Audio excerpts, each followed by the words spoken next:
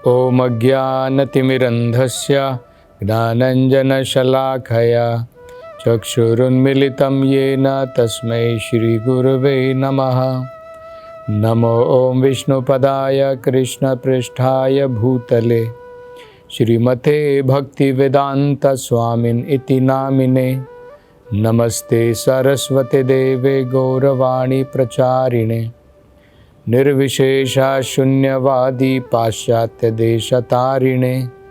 जय श्री कृष्ण चैतन्य प्रभु नित्यानंद श्री अद्वैत गदाधर श्रीवासदि गौर भक्तवृंदा। हरे कृष्णा कृष्ण कृष्ण हरे हरे, हरे राम राम राम हरे हरे। हरे कृष्ण। तो पिछली कथाओं में हमने श्रवण किया था किस प्रकार से भृगु मुनि ने उस यज्ञ में आहुति डाल करके ऋभु आदि देवताओं को प्रकट किया, जिन्होंने सोम रस का पान किया और जो एक प्रकार से लगभग अमर हो गए थे। और उन्होंने वहाँ से शिवजी के जो भी वहाँ पर अनुयायी थे उन सब को वहाँ से खदेड़ दिया जब वो दक्ष का वध करना चाहते थे। इसके उपरांत नारद मुनि के द्वारा शिवजी को ये सूचना प्राप्त हुई कि किस प्रकार से सती का अपमान हुआ, शिवजी का भी उस यज्ञ में, दक्ष के यज्ञ में वहाँ पर अपमान हुआ, और जिसके कारण पतिव्रता होने के कारण अपने पति का वहाँ पर सम्मान नहीं हुआ था। इस कारण सती ने अपने प्राण वहाँ पर त्याग दिए थे। तो इसके कारण दुख से पीड़ित होकर के शिवजी अत्यंत क्रोधित हो गए और क्रोध में आकर के उन्होंने अपने सर के ऊपर से एक बालों का गुच्छा निकाला और जमीन के ऊपर फेंक दिया, और तुरंत उनकी योग माया शक्ति के द्वारा एक बड़ा ही भयानक दैत्य जो पूर्ण रूप से काले रंग का था, जिसका नाम था वीरभद्रा, वो वहाँ पर प्रकट हुआ। और शिवजी ने कहा कि क्योंकि तुम मेरे शरीर से प्रकट हुए हो तो मैं तुम्हें आज्ञा देता हूँ कि तुम तुरंत अनेकों सैनिकों के साथ में जाओ जहाँ पर दक्ष का ये यज्ञ चल रहा है, और उस यज्ञ का जो है खंडन करो और दक्ष का वध करो। तो वीरभद्र इस आज्ञा को प्राप्त करने के उपरांत शिवजी की परिक्रमा करते हैं, और बाद में वीरभद्र अनेकों सैनिकों के साथ में अब जो है प्रस्थान करते हैं जहाँ पर दक्ष का यज्ञ चल रहा है। तो इस विषय में हमने थोड़ी चर्चा की थी कि यहाँ पर हम देख सकते हैं कि दो शक्तियों के बीच में स्पर्धा है, कंपटीशन है। एक जिसे ब्रह्मा तेज कहा जाता है, ब्राह्मणों की जो शक्ति होती है, जिसके द्वारा भृगु मुनि ने ऋभु आदि देवताओं को प्रकट किया था, उसे ब्रह्मा तेज कहा जाता है। और दूसरा जो शिवजी ने अपनी शक्ति के द्वारा प्रकट किया, जिसे शिव तेज कहा जाता है। तो इसके बारे में हमने कुछ चर्चा भी की थी कि आचार्यों का कहना है इसी प्रकार से हमारे जीवन में भी दो शक्तियों का हमेशा उनके बीच में स्पर्धा लगी रहती है, सत्वगुण और रजोगुण और तमोगुण। तो रजोगुण और तमोगुण जो हैं ये निम्न गुण है, सत्व गुण उच्च गुण है। तो हमारा जीवन उच्च गुणों से चलना चाहिए, सत्व गुण में चलना चाहिए। लेकिन हम देखते हैं कि कई बार हम लोग सत्व गुण में रहते हैं, हम आनंदित हैं, लेकिन कई बार रजोगुण का प्रभाव बढ़ जाता है, हमारे मन में लोभ की भावना, काम वासनाएं जागृत हो जाती हैं, तो सत्व गुण हार जाता है, रजोगुण तमोगुण की विजय होती है और हमारे जीवन में वो प्रबल हो जाते हैं, हम अनेकों प्रकार के पाप कर्म करते हैं। तो ये कंपटीशन हम देखते हैं हमारे जीवन में चलता रहता है। भगवान की भक्ति अगर हम करते हैं तो रजोगुण तमोगुण का विनाश हो जाएगा और केवल स्थितम सत्वे प्रसीदति, हम केवल सत्व गुण में रहेंगे और सत्व गुण में अगर हमारा जीवन रहेगा तो हम हमेशा आनंदित और प्रसन्न रहेंगे। ये सत्व गुण का प्रभाव होता है। रजोगुण तमोगुण का प्रभाव केवल कष्ट और पीड़ाएं हैं, दुख भोगना है, और सत्व गुण का प्रभाव है आनंद प्रसन्नता। तो इसके बारे में हमने जो है थोड़ी चर्चा की थी। तो अब वीरभद्र जो हैं दक्ष के यज्ञ की तरफ प्रस्थान करता है। बताया जाता है कि उसका कद इतना लंबा था कि उसका जो सर था मानो आकाश को छू रहा हो। तो हम समझ सकते हैं कि किस प्रकार का दैत्य जो है वीरभद्र था। और उसकी जटाओं से अग्नि निकल रही थी। और जब दक्ष के जो यज्ञ में जो भाग ले रहे थे, जो वहाँ पर साधुगण पधारे हुए थे, जो वहाँ पर देवतागण आए हुए थे और अपने परिवार के सहित जो आए हुए थे, अपनी भार्याओं के साथ में, अपनी पत्नियों के साथ में आए हुए थे, तो उन सब ने देखा कि अंधकार छा रहा है। तो वो सब भयभीत हो गए, ये अंधकार कहाँ से छा रहा है। तो उन्होंने समझने का प्रयास किया कि क्या चल रहा है। एक तो ऐसा प्रतीत हो रहा था मानो बहुत धूल उड़ रही हो। जैसे कई बार आपने देखा ना, जब आंधी चलती है, तूफान चलता है, तो बहुत धूल उड़ती है और प्रैक्टिकली अगर हम देखें तो सब जगह अंधकार छा जाता है।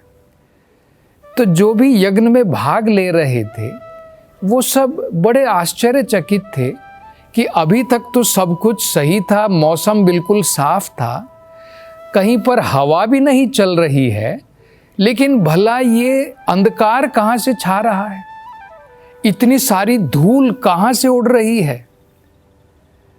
तो वो सोच रहे थे और अनुमान लगा रहे थे कि ऐसा भी नहीं है कि कुछ गाय यहाँ से भगदड़ में भाग रही हो, क्योंकि गोधूली भी उड़ती है। आपने देखी होगी जब गायें जो हैं हड़बड़ी में भागती है जोर से, तो जमीन के ऊपर उनके खुरों से बहुत धूल उड़ती है, जिसे गोधूली कहते हैं।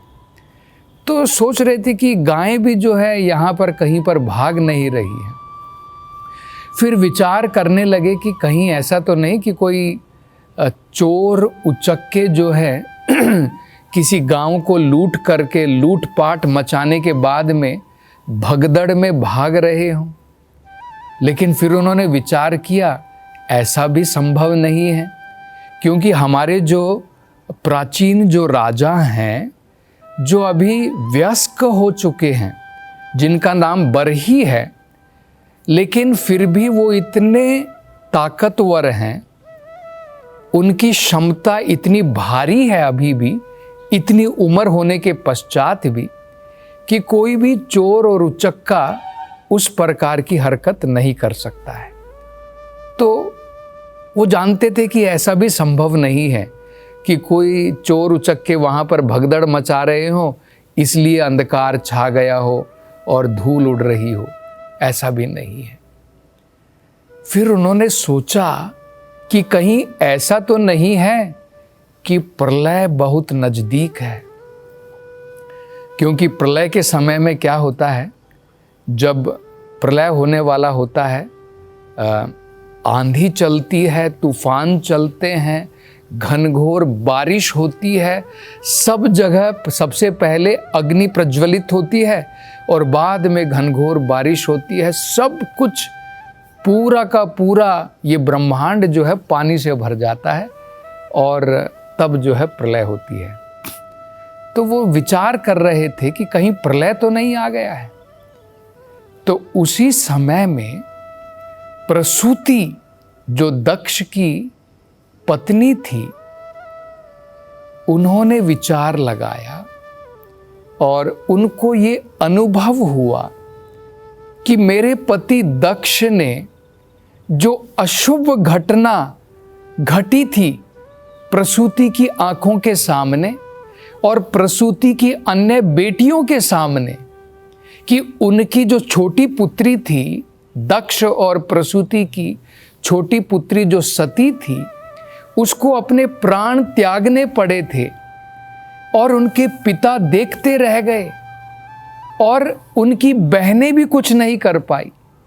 तो ये बड़ी ही अशुभ घटना जो घटी थी, प्रसूति सोच रही है उसके कारण ही अब ये अंधकार यहाँ पर फैल रहा है।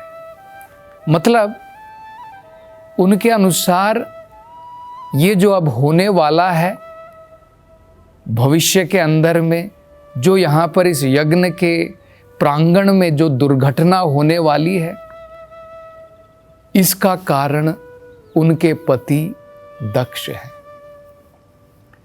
तो वो अब कह रही हैं कि इस अंधकार का कारण मेरे पति दक्ष हैं, जिन्होंने ये अनहोनी घटना यहाँ पर जो है यहाँ पर की थी।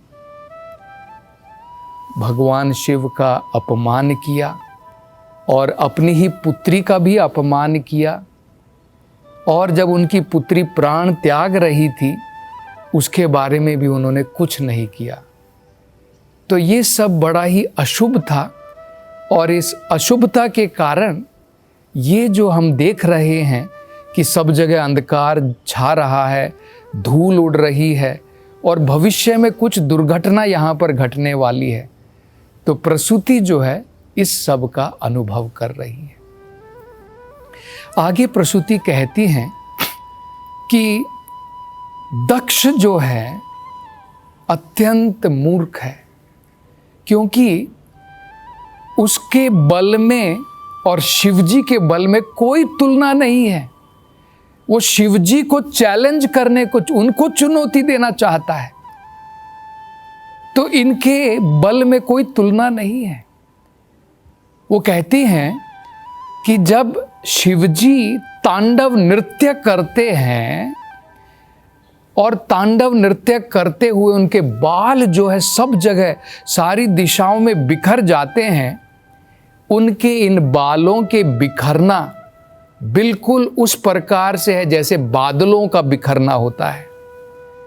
तो हमको पता है जब बादल बिखर जाते हैं, जगह जगह बारिश होती है और जगह जगह पर पानी भर जाता है। तो इसी प्रकार से जब शिवजी जो है तांडव नृत्य करते हैं, प्रलय का नृत्य करते हैं, उनके बाल उस प्रकार से बिखर जाते हैं मानो बादल बिखर गए हों।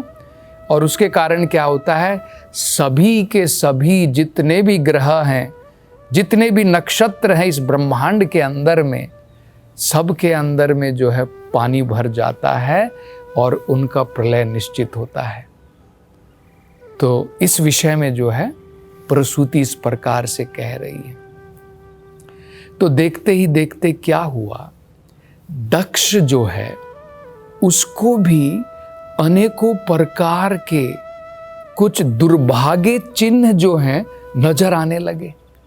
वो देखने लगा, जैसे कई बार हमको होता है ना, कई बार हमको लगता है कुछ गलत होने वाला है हमारे जीवन के अंदर में, कुछ दुर्घटना घटने वाली है, कुछ हमारे जीवन में दुख आने वाला है। तो कुछ चिन्ह ऐसे होते हैं जो हमें दिखाई दे जाते हैं, जैसे हमारा बायां जो है शरीर का अंग जो है फड़कने लगता है, हमारी आंखें फड़कने लगती है। तो इसी प्रकार से दक्ष को अनेकों प्रकार के दुर्भाग्य के चिन्ह जो हैं अब नजर आने लगे। तो उसे पता चल रहा था कि कुछ अनहोनी यहाँ पर घटने वाली है। तो जब वो ऐसा इस प्रकार से सोच ही रहा था, उस समय में विदर्भ जो है अपने सभी सैनिकों के साथ में वहाँ पर जहाँ पर दक्ष ने इस बड़े महान यज्ञ का आयोजन किया था, वहाँ पर प्रवेश करना प्रारंभ किया। तो भागवत में लिखा है कि वीरभद्र के इस प्रकार से वहाँ पर प्रवेश करने मात्र से जितने भी वहाँ पर नक्षत्र थे, जितने भी वहाँ पर ग्रह थे, सब तितर बितर हो गए, सब आपस में जो है दूर दूर बिखर गए। तो जब हमें पता है कि जैसे मानो जब बिजली चमकती है, किस प्रकार की दुर्घटना होती है, ठीक इसी प्रकार से जब वीरभद्र जो हैं वहाँ पर जब उन्होंने प्रवेश किया, तो इसी प्रकार का सीन हम वहाँ पर देख सकते हैं कि सारे नक्षत्र जो हैं तितर बितर हो गए, सारे ग्रह तितर बितर हो गए।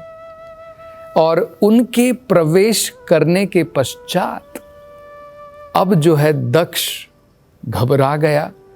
उसे पता था कि अब उसकी जो है सजा निश्चित है। तो अब वीरभद्र और उनके जो अन्य सैनिक जिन्होंने वहाँ पर प्रवेश किया था, अब वो वहाँ पर दक्ष को क्या सजा देते हैं, इसके बारे में हम चर्चा अगली कथा में करेंगे। हरे कृष्णा।